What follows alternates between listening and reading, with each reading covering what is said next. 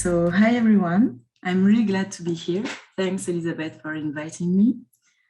My name is Mélissa, and I am a third-year PhD student in Montreal, in the University of Quebec in Montreal. For those of you who don't know where is Montreal, no judgment. Montreal is in Quebec, the province of Quebec in Canada, on the north of America. And the goal of my presentations, I want to give you useful information to pursue your academic and professional career here in Quebec, if you want to. About me and my academic background. So I've done my bachelor in economics in the University of Montpellier. I graduated there in 2016, I think, and I've taken a year to travel. And then I entered the Master in Economics in Amsterdam, and I've chosen the ETH track. And I graduated in 2019, and since then I moved to Montreal, and I started my PhD program in economics in the University of Quebec in Montreal. Yes, so I'm not going to spend a lot of time in my research, but just to give you an insight of what I am doing. So mainly I am evaluating the impact of educational program on both cognitive and non-cognitive skills, and also on the educational trajectories of children here in Quebec. So to give you an example, for my first project, I and my advisor, we are working for the government to evaluate the impact of pre-kindergarten here in Quebec on the global development and the educational trajectories of children. For a second project, so it's still on negotiation, but maybe we will be evaluating the impact of using a computer-assisted instruction application in mathematics on the development of children, their cognitive development. And perhaps if this program has a good impact on the cognitive development of children, we may implement an RCT to expand the program to more students in Quebec. Yes, I think I've said you everything. If you have any question, I give you my contacts at the end, so don't hesitate to contact me. Now, about the similarities and differences between doing your PhD in Quebec relative to France. So first, the main similarities, because there is a lot of similarities, but the main one. Well, I think it's really important to well choose your subjects of interest, because you will work on that topic for at least 4 years. So be sure that it's something that really interests you.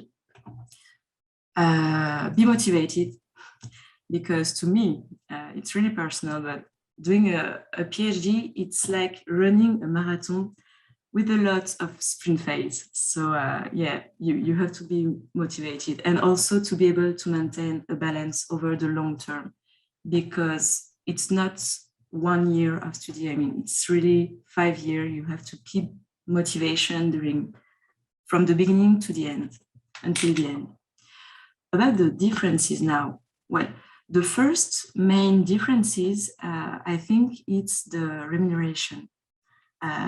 Here, you are not considered as a worker, you are considered as a student. So you don't get paid for your PhD, but you can have scholarship, and there is several types of scholarship. You can have a scholarship from your university, from your advisor, or from the government.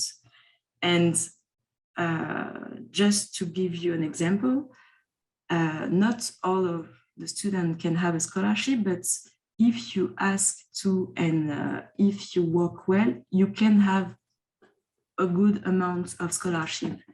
Last year, for example, I was really lucky because I had scholarship from the university and the government, but also from my advisor. So I know that I can do my PhD until the end without being preoccupied with all the financial aspects. So it really depends, but you can have good scholarship if you ask to. So don't hesitate to ask. But there is also alternative. If you don't have scholarship, you can teach, for example, and here teaching during one session, a lecture, is paid around $8,000. So it's a good amount of money. So it's definitely an alternative. And you can also be a research assistant for your advisor or other professor in the department of your university or other university. It's a possibility. The other really big difference is about the structure. I know that in France, I think it's around 4 years to make a PhD. Here, it's at least 5 years, because the first year and a half, you will be only taking advanced class and courses in economics. And I wasn't prepared for that. The level is really hard. The first year is something because, well, it's hard. But once you made it, it's okay. I mean, it's doing research and with all the fun that goes with it. But don't underestimate the first year, because that's what I've done, and it was quite hard.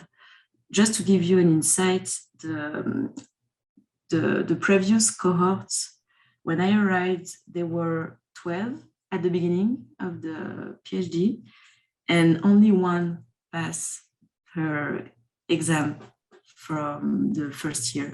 In my cohorts, we were at the beginning 12 also, and we were only 4 to pass the first year. So yes, it's really fun, something, but you have a great formation to pass that first year. So it's hard, but you can do it. So if you want to continue your study in Quebec, what should you know? Well, first, you have to know the different actors in the academic field. Yeah, here I've put you not all the university in Quebec, but the main university, those that I know more. Here at, it's my university. I don't know if you can see my souris, sorry, I don't know I forgot the word. But yes, well, all of them are in Montreal, except the University of Laval, which is in Quebec. And it's a really good university. Well, all of them are really good. But you have to know that here there is some rivalry between English language and French language. So most of the educational programs are in French, except for McGill University, which is an English university. So, for example, in my university, they only taught in French. But I think that in HEC Montréal and maybe in the Université de Montréal, they may have a program in English. So ask for it before if you are not a French speaker. It can be important. And yes, I let you guys Google those universities. So about the different actors in the non-academic field. Well, I'm not going to go deeper on that topic because I'm still doing my PhD, so I didn't get a lot of information on all the different actors in the non-academic field. But here are the main. And just to give you an example, Statistics Canada is from the federal government, and it's one of the main institutions here where you can work and keep doing research, even if you don't have a PhD. So if you're interested in research, it can be an alternative before going to a PhD program if you are hesitating. But I'm not sure if you can directly enter those institutions since they are from the federal government. So I let you search more about those institutions, but they offer well-paid jobs, so it might interest you. And they offer also a lot of subjects of interest. I know that in Statistics Canada, you can work on education or the economic of work, well, a lot of stuff. Now, about the perspective of the environment. So most of you guys may live in Marseille, so maybe it's not something that is really important for you. But for the fun fact, Quebec City is the third safest city in the world. And I've made a research to tell you a bit about the average mensual salary in Quebec when you graduated in economic. So when you have a bachelor degree, the average mensual salary is more than 4,000. When you have a master degree, is more than 5,000. And I don't have the number for when you graduate in a PhD program, but I've made a quick search, and I found two offers, and the salary was between 8 and 10,000. The economic situation is really good here. And here I've put you the unemployment rates from October. In Quebec City, it's 3.6%, and in Montreal, it's 6.6%. Okay, so about the administrative procedure. If you want to do a PhD here in Quebec, first you have to define your subject of interest. Then search for your future advisor and get in touch with him, her, or them, because there can be several. Know your application deadlines, because here is earlier than in France. I think that in most universities of Quebec, it's around January and February. Don't forget to ask about scholarship possibilities before accepting any offer, because it's something really important. And even if they don't offer you a scholarship opportunity, ask for the possibility to get one once you are in the country, because the university can offer scholarship or the government, and ask for it. And then, well, you have to start your immigration process. I'm a bit late, so I'm not going to go deeper in those details, but if you have any questions, don't hesitate to contact me. If you want to enter directly the job market, well, I'm not, I don't have a lot of information, but I think that the most two important way of doing it is to ask for a working holiday program. It's up to 2 years. If you are between 18 and 35 years, it does not require a job offer to qualify, but the selection can be made by random drawing. And another possibility is to get directly in touch with potential employers. So here I've put you a link if you want to search for a job here in Quebec. And also here, I didn't show to you, but here you have a Google site that you may want to visit if you want to immigrate in Canada in general. So yes, once you planned your travel here in Quebec, take action, and please do not underestimate yourself. I mean, I was, and definitely the program in Marseille is great.